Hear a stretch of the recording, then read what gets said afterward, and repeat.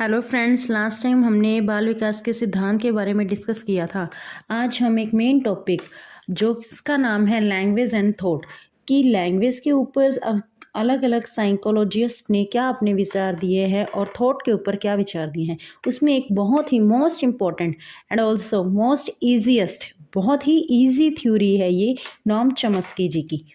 ठीक है जी, इसे एक बार हम पूरा डिटेल में पढ़ेंगे। उसके बाद मैंने आपके लिए एक समरी नोट्स बनाए हैं, फिर मैं उसमें से आपको रीड करके बताऊंगी। एक बार आप बस इसमें से समझ लीजिए, आपको रीड उसमें से ही करना है, बस ये एक बार समझने के लिए। अंडरस्टैंडिंग हो गई तो इसके बाद जो भी क्वेश्चन आएगा आप देखते ही टिक करेंगे। देखिए, अगर नेम आ जाए, डायरेक्ट कई बार पूछ लेते हैं कि ये थ्योरी किसने दी, तो हमें अलग अलग जो इनके नेम है उनका पता होना चाहिए। लास्ट में मैं आपको इनका एक कीवर्ड बता दूंगी कि ये आए या ये आए तो ये नॉम चॉम्स्की का है। देखिए, थ्योरी ऑफ लैंग्वेज डेवलपमेंट कि लैंग्वेज की डेवलपमेंट कैसे होती है, ये थ्योरी किसने दी है। यूनिवर्सल ग्रामर थ्योरी, जब लैंग्वेज की बात आई है तो हम ग्रामर की भी बात करते हैं। जनरेटिव ग्रामर थ्योरी भी बोल देते हैं इसे, और always also language acquisition theory भी बोल देते हैं। ये थ्योरी किसके द्वारा दी गई है? ये थ्योरी दी गई है mister Noam Chomsky. Mister Noam Chomsky, इन्होंने विचार पर बल दिया था नॉम चॉम्स्की ने कि हमारे माइंड में पहले विचार आते हैं, भाषा बाद में आती है। पहले हमारे माइंड में विचार आते हैं कि जैसे मेरे माइंड में एकदम से विचार आया मुझे ये बोलना है, बाद में मैं बोलती हूँ। हाँ जी, इन्हें भाषा विज्ञान के जनक बोला जाता है। ये क्वेश्चन एग्जाम में पूछा गया है, भाषा विज्ञान के जनक कौन है, तो वो है नॉम चॉम्स्की। ठीक है जी, इसे आप ऐसा याद कर सकते हैं, भाषा। भाषा मतलब जैसे हम कहते हैं संज्ञा किसी का नाम है, वैसे आप थोड़ा सा लिंक कर लीजिए भाषा। भाषा मीन्स नाम, नाम से आप कर लेंगे नॉम चॉम्स्की। हाँ जी, नेक्स्ट वन क्या है? एक्वाइजेशन। एक्वाइजेशन का मतलब क्या होता है? एक्वाइजेशन का मीनिंग होता है टू एक्वायर।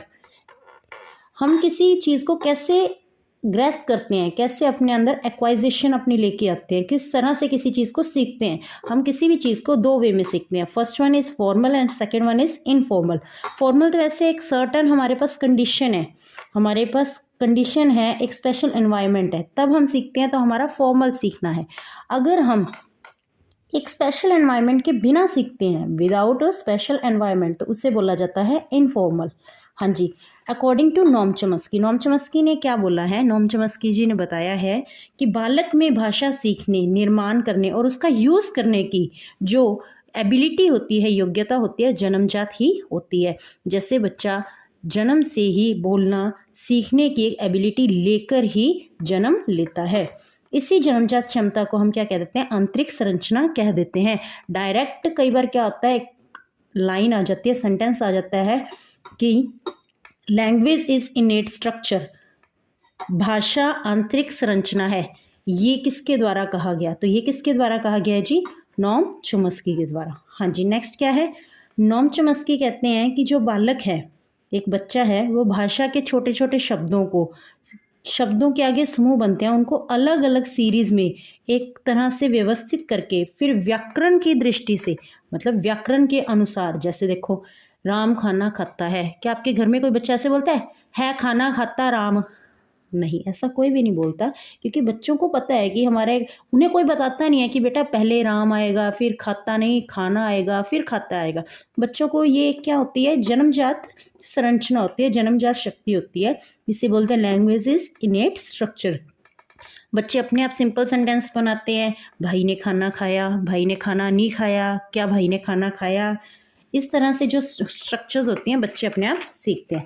नेक्स्ट वन देखिए, बालकों द्वारा फॉर्मल एजुकेशन के बिना ही व्याकरणीय दृष्टि से शब्दों को एग्जैक्ट रूप में करके वाक्यों का निर्माण करना ही जनरेटिव ग्रामर कहलाता है। देखिए, बच्चा अपने आप बोल रहा है कि मैंने खाना खा लिया, भाई ने खाना खा लिया, पिताजी आ रहे हैं, तो बच्चों ने अपने आप सेंटेंस बनाते बनाते ग्रामर सीख लिए। इसे हम क्या कह देते हैं? Generative grammar. तो इसीलिए इस थ्योरी को हम क्या और नेम देते हैं? देखिए, हमने बोला लैंग्वेज इज इनेट स्ट्रक्चर, तो हम इसे कह सकते हैं theory of language development. Language acquisition theory भी हम इस चीज़ को बोल सकते हैं। अब हमें पता है ग्रामर थ्योरी, तो जनरेटिव ग्रामर थ्योरी अपने आप जनरेट कर रहे हैं ना बच्चा। यूनिवर्सल ग्रामर थ्योरी, ऐसा नहीं है कि इंडिया का बच्चा है वही इस तरह से ग्रामर थ्योरी करेगा, ये यूनिवर्सल है जी। चॉम्स्की के अकॉर्डिंग क्या है, जो बालक है ना, उसमें भाषा को एक्वायर करने की कुछ विशेषताएं होती है। देखिए, ये चीज़ मैंने अभी आपको बताई है कि भाषा विकास की जन्मजात योग्यता को क्या कहते हैं, यूनिवर्सल ग्रामर, सार्वभौमिक व्याकरण। इसका मतलब कि हर जगह एक जैसा ही बच्चों का व्यवहार होगा, सीखने की एक ही प्रक्रिया होगी। नेक्स्ट है यूनिवर्सल ग्रामर। इसके अकॉर्डिंग क्या है, अलग अलग मानव जाति के लोग जो इंडिया में रह रहे हैं, अमेरिका में रह रहे हैं, हमें हिंदी बहुत इजीली आती है। क्यों? क्योंकि हमारे पास ऐसा नहीं है कि लैंग्वेज हमारी अगर इनेट स्ट्रक्चर है तो हम हिंदी सीखें, इंग्लिश सीखें। हम सीखते तो अपने वातावरण से देख कर है ना।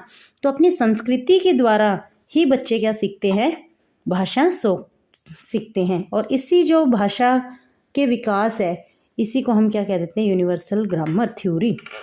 चॉम्स्की ने बोला है कि कोई भी बच्चा, बालक, मानव है, उनके पास एक क्या होता है, डिवाइस होता है, जिससे हम बोलते हैं language acquisition device, LAD। Most important question बहुत बार रिपीट हो चुका है LAD।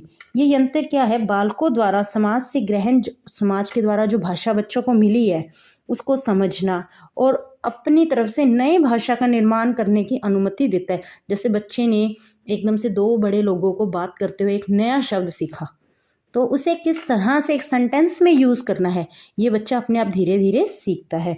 उसी डिवाइस को क्या बोलते हैं हम, LAD। इसकी फुल फॉर्म पूछी गई है पहले। LAD की फुल फॉर्म क्या है, लैंग्वेज एक्वाइजेशन डिवाइस। नेक्स्ट देखिए, चॉम्स्की के अकॉर्डिंग जैसे जैसे बच्चे की एज बढ़ती है वैसे वैसे बच्चा जो एक्वायर करता है लैंग्वेज को, उसकी शक्ति बच्चे में क्या होती जाती है जी, कम होती जाती है। ठीक है, 12 साल तक का बच्चा बहुत सारी लैंग्वेजेस सीख सकता है, मल्टीलिंगुअल बन सकता है।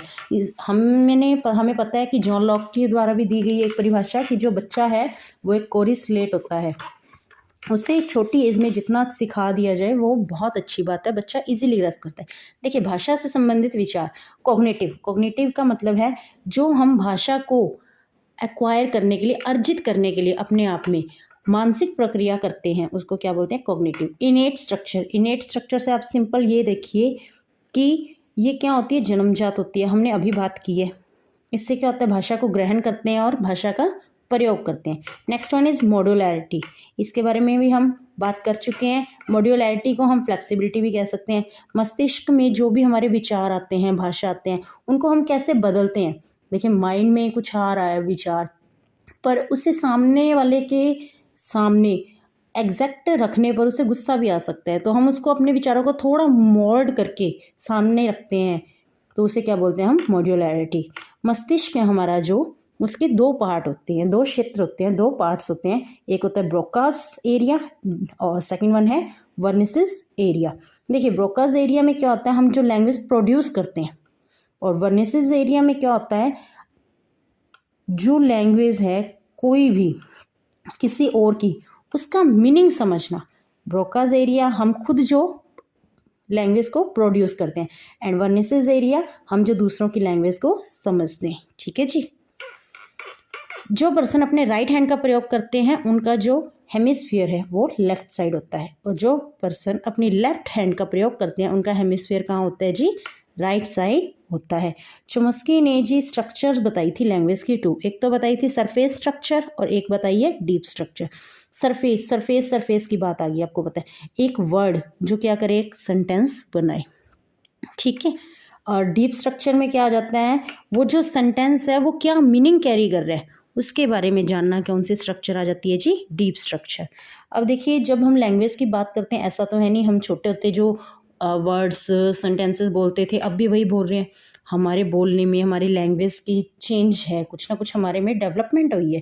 तो अर्ली चाइल्डहुड जो होता है उसमें बच्चे को चैटर बॉक्स कहा जाता है। क्यों कहा जाता है, क्योंकि बच्चा कुछ भी कभी भी बोलता ही रहता है, उसे हमेशा क्या होता है कि मैं कुछ ना कुछ बोलूं। और लेटर चाइल्डहुड में क्या होता है, जो बच्चा है उसकी जो लैंग्वेज की डेवलपमेंट होती है वो कहाँ तक हो जाती है, मैक्सिमम लेवल तक हो जाती है। और आपको पता है एडोलसेंस में क्या होता है कि बच्चे की जो ग्रामर होती है वो बहुत ज़्यादा इम्प्रूव हो जाती है। वर्बल, नॉन वर्बल टेस्ट से हम देख सकते हैं कि बच्चा बहुत ज़्यादा क्या करने लग गया, लैंग्वेज की डेवलपमेंट बच्चे में हो चुकी है। हाँ जी, ये तो हमने किया था अब तक इसका पूरा अच्छे से, जो हम कह रहे थे कि डिटेल में। हाँ जी, अब मैं आपको क्या बताना चाहती हूँ, इसमें एक समरी बताना चाहती हूँ जी।